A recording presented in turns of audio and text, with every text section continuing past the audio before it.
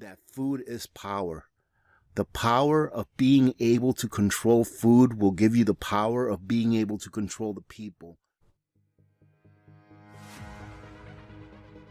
Hello YouTubers, Alaska Prepper here. I found this article and I thought I'd go over it. Just a second, there's a moose calling out here. I'm on my back deck recording this. I'm hoping to catch it for you guys. If you hear me suddenly stop talking, just listen, because it's pretty cool. I think I know the moose too. I've seen him on my way home. There he is. Ah. All right. Well, ladies and gentlemen, good morning. Thank you very much for joining in today. I thought I'd go over this article really quick. It's not very long article, but I wanted to go ahead and show you what I think that a lot of people are thinking, but they're just not acting on it. When you take a look at what's going on with the government telling ranchers and farmers to call their herds, for whatever reason, and to dump their product because of the transportation difficulties that we've been having during this what I like to call crisis that we've been having for the past few months. Listen. Oh, that's just too cool. But anyways, I bet you that a lot of people are starting to wake up to the fact that there's got to be something behind this. And why? I'm not trying to be conspiratorial, but I do know this, and I'm sure that most of you would agree with me, that food is power. The power of being able to control food will give you the power of being able to control the people, which is why it is so very important for everyone, not just for a select few, for everyone, no matter where you are in life, no matter if you are living on a fixed income, Social Security, whatever, for everyone to prepare, to have sustenance available to them in case a crisis occurs where you are not able to get sustenance in the way that you are normally able to today, i.e. go to the store. How important it is to also become self-reliant and produce for yourselves those foods that can keep you and your family fed during times where you are not able to go to the store, where you are not able to go to the supermarket. It is quite astonishing. Listen, that's cool. It is quite astonishing to me how many people don't know where their food comes from.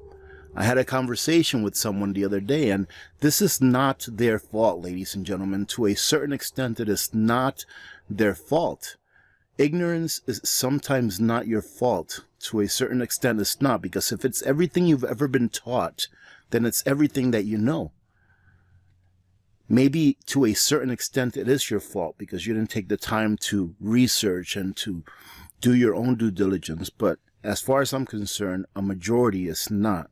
So I was having a conversation with someone the other day, and I was telling them about the great deal that I got on the wheat berries, the Oxen Farms wheat berries.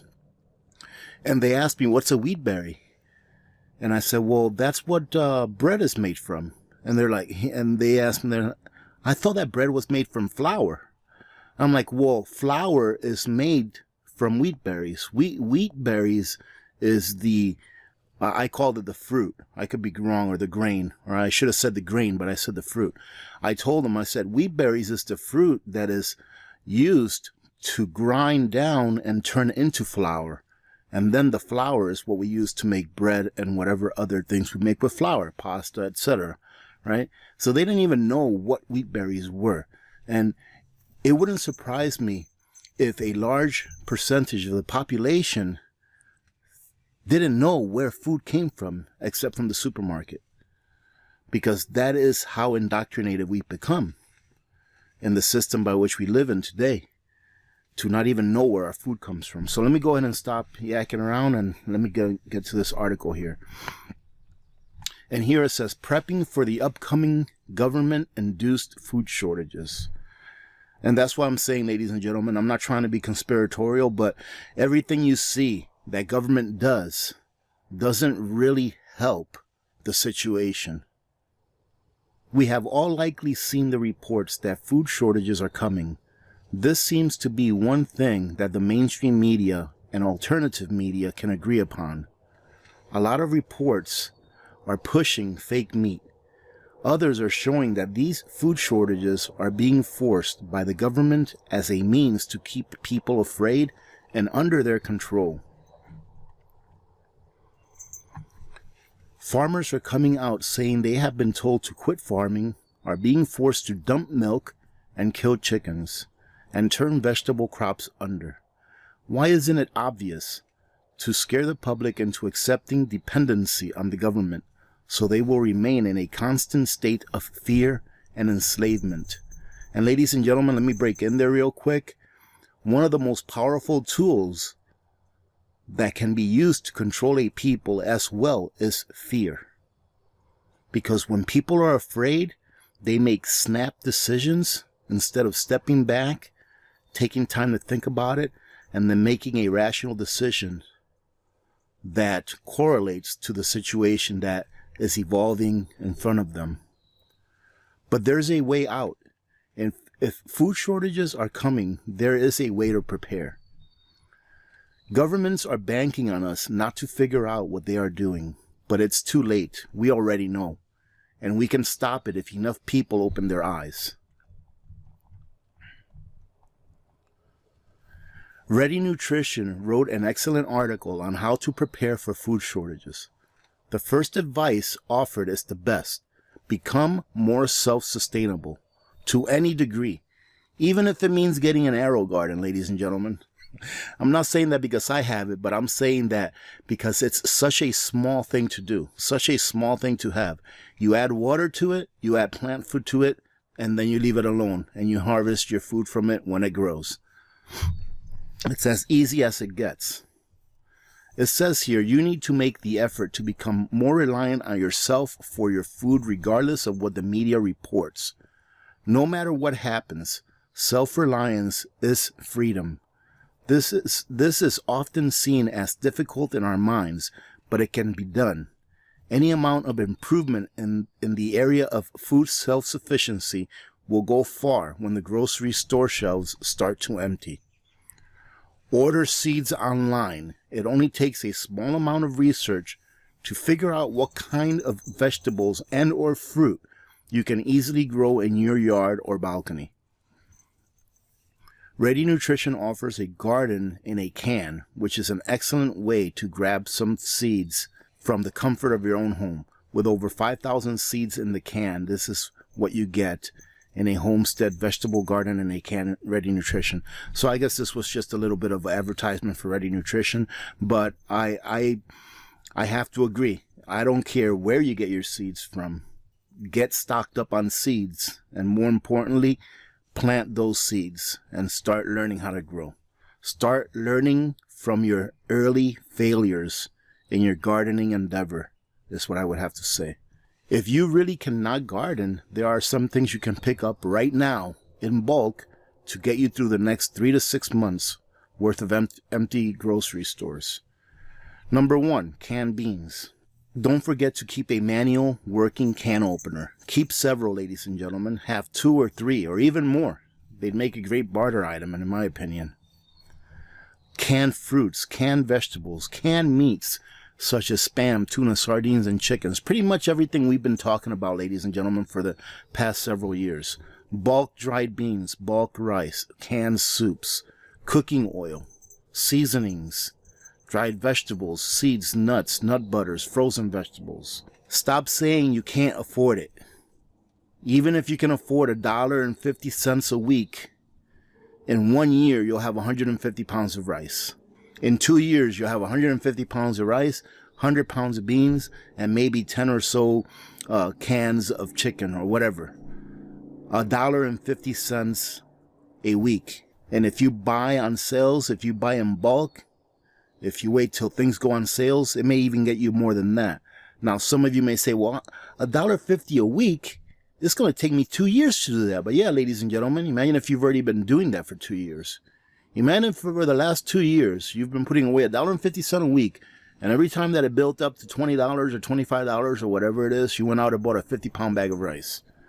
What do you think you'd be sitting on right now? Another tip is to learn to forage for edible plants. While food is free, the more you pick it, the more it grows. All right, so ladies and gentlemen, like I said, it's going to be a quick video, but I wanted to go ahead and put this out to keep you guys motivated to continue to prep. I watch some videos on YouTube from people that are warning us of the economic collapse that's coming. And that's all they ever talk about. All they ever talk about is how bad the economy is doing, that the stock market is just a paper tiger, that it's fake, that it's not real. And every single time they come out, they're pretty much saying the same thing with a different flavor, you know, with a twist, right? That's what I'm doing, ladies and gentlemen. I'm telling you, every time I come out, I would say that 90% of my videos is telling you guys, you need to be prepared. You need to have food. You need to get seeds. You need to get your 5 B's of prepping, at the very least your 3 B's of prepping, your first 3, right? Beans, Band-Aids, bullets. In other words, food, medicine, self-defense. I will keep sounding that horn, I don't know till how long. I think it's going to be for a long time. Because even after the stores go bare, and they will in the future, ladies and gentlemen, it's just a cycle, ladies and gentlemen. We are lucky that we are ahead of it. At least those that are listening to this video and that listen to other prepper channels. We are lucky that we are ahead of this cycle. We know what's coming down. But I find that it's not only my duty, but our duty as a community to try to tell as many people as we can so that they can have a chance to prepare. All right, having said that, ladies and gentlemen, thank you very much. I hope you're having a great week. Today is Thursday, so I think that tonight I might be doing a prepper pantry cooking video to put out for tomorrow. So wait for that, and then we'll talk to you guys later. I hope you're having a great week. Thank you very much for joining in, ladies and gentlemen. Hey, listen, I'm not a very big numbers guy when it comes to the numbers that YouTube puts out as far as subscribers, but I was reminded yesterday when I was looking through the comments and answering some of the comments that I saw or questions that the Alaska Prepper channel has surpassed 30,000 subscribers, which I like to call community members because I consider you guys my family, more than just a subscriber that clicks on a video. So thank you very much to every one of you. Thank you very much to the new subscribers. Welcome. Please don't be afraid to interact with our community. If you look at the comments under each video, there are a lot of community members out here in this community that love to help other people.